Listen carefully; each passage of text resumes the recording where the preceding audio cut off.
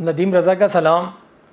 آج ایک اچھی خبر ہے اسلام آباد سے کہ حکومت نے کووڈ-19 کی وجہ سے جو معمولات زندگی معطل کیے تھے اب انہیں مرحلہ وار کھولنے کا فیصلہ کر لیا گیا۔ یہ ایک خوش آئند بات ہے کیونکہ جو معیشت کا پہیہ ہے وہ جیم تھا، وہ کبھی چلتا تھا کبھی رک جاتا تھا، کبھی لاک ڈاؤن کی وجہ سے کبھی اسمارٹ لاک ڈاؤن کی وجہ سے، تو اس سلسلے میں لیکن اب بہرحال ایک اچھی اطلاع ہے کہ ہر چیز مرحلہ وار پہلی فرصت میں 8 اگست سے یہ سلسلہ شروع ہوگا۔ سیاحتی جو ہوٹلز ہیں وہ کھلنے جا رہے ہیں، سیاحت کھل رہی ہے، اور پھر سب سے بڑی جو اس میں جو ڈیولپمنٹ ہے وہ بچوں کے لیے ہے۔ تعلیمی ادارے 15 اگست سے کھولنے جا رہے ہیں لیکن اس کو مشروط کیا گیا ہے۔ 7 ستمبر کو ایک بار پھر فیصلہ ہوگا، اس میں پھر صورتحال کو جو زمینی حقائق ہیں اس کو سامنے رکھتے ہوئے دوبارہ اٹل فیصلہ کیا جائے گا کہ واقعی 15 ستمبر سے اسکول کھول دیے جانے چاہیے یا نہیں۔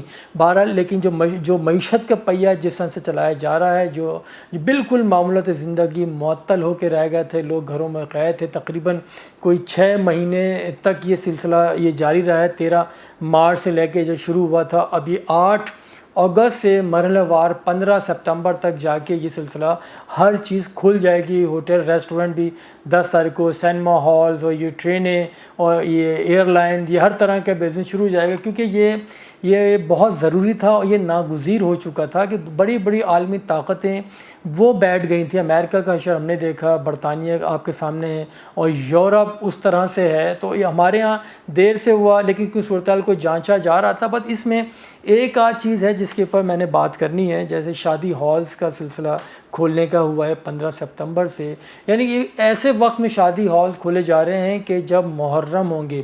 اگر یہ فیصلہ حکومت SOPs کے ساتھ شاید اگر 15 اگست کو کھول دیتی تو یہ دور جو ہوتا ہے محرم سے پہلے کا، جیسا کہ لوگوں کو معلوم ہے کہ اس دوران شادیاں بہت ہوتی ہیں، پھر کہ 2 مہینے تک شادیاں نہیں ہوتی، پھر دوبارہ یہ ربیع الاول سے سلسلہ تیزی سے پھر اوپر کی طرف جاتا ہے۔ تو اگر یہ اس وقت کر لیا جاتا، کیونکہ یہ جو شادی ہالز کے مالکان ہیں مسلسل کہہ رہے تھے، انہوں نے یقین دہانی کرائی تھی کہ جو بھی حکومت SOPs دے گی اس پر منوعاً عمل درآمد کیا جائے گا۔ اور یہ بھی ذہن نشین کر لینا چاہیے کہ شادی ہال سے تقریباً 10 لاکھ سے زیادہ افراد کا روزگار وابستہ تھا، جو بالکل گھر بیٹھے تھے کہ جب شادی ہال ہی نہیں چل رہے تو ان کی تنخواہیں کہاں سے دی جاتی۔ تو ہمیں تھوڑا سا اس جانب دیکھنا پڑے گا۔ لیکن اگر میں دیکھوں بحیثیت ایسے کہ پورا یہ بہترین فیصلہ ہے کہ معیشت چلے گی تو پھر روزگار لوگوں کو ملے گا، پھر کاروبار چلے گا، کرنسی کی جو سرکولیشن ہوگی اس سے معیشت بہتر ہوگی۔ ابھی دیکھیں چھوٹے چھوٹے جو کاروبار والے ہیں وہ متاثر تھے، اور اس صورتحال سے جو ہمارے مافیا ہے، ذخیرہ اندوز ہیں، انہوں نے بھرپور فائدہ اٹھایا ہے۔ اب ان کو بھی دیکھنا ہوگا کہ کس طرح سے ان پہ قابو پانا ہے۔ اور اس میں ایک اور تھوڑا سا وہ ہے کہ اب اس طرح سے جو ایک لاک ڈاؤن کی اصطلاحاتیں چل رہی تھیں اس سے بھی اب جان چھوٹ جائے گی کہ اسمارٹ لاک ڈاؤن کیا ہوتا ہے اور سخت لاک ڈاؤن کیا ہوتا ہے، اور لاک ڈاؤن کی کتنی اقسام ہے، سارا یہ ختم ہو جائے گا۔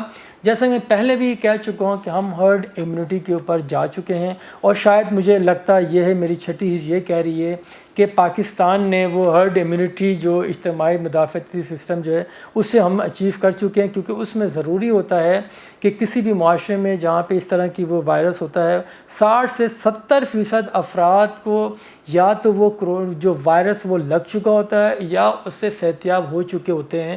تو شاید ہم وہ ہرڈ امیونٹی اچیو کر چکے ہیں۔ یہی وجہ ہے کہ شکر خدا کا اموات کا سلسلہ بھی ہمارا تھم گیا ہے اور مستقل بنیادوں پہ نیچے کی طرف آ رہے ہیں، اور نئے کیسز بھی نہیں آ رہے۔ وہ ایک الگ بات ہے خیر کہ وہ ٹیسٹ ہم نے اس طرح سے کم کر دیے ہیں، لیکن پاکستان سے اوپر اگر دیکھیں آپ کہ سعودی عرب میں واپس یہ ایک دوبارہ پھر اسپائک آئی تھی، جس کے پاکستان سے اوپر سعودی عرب ہے دنیا میں، کیونکہ پاکستان کا اس وقت جو نمبر ہے پوری دنیا میں کووڈ-19 سے متاثر ممالک میں 14واں نمبر ہے۔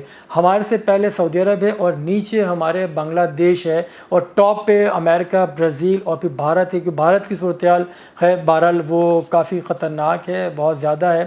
اچھا، ایسی صورتحال میں جو SOPs بنیں گی، میں دوبارہ اس طرف آتا ہوں اس کے اوپر ہمیں عمل درآمد کرنا پڑے گا.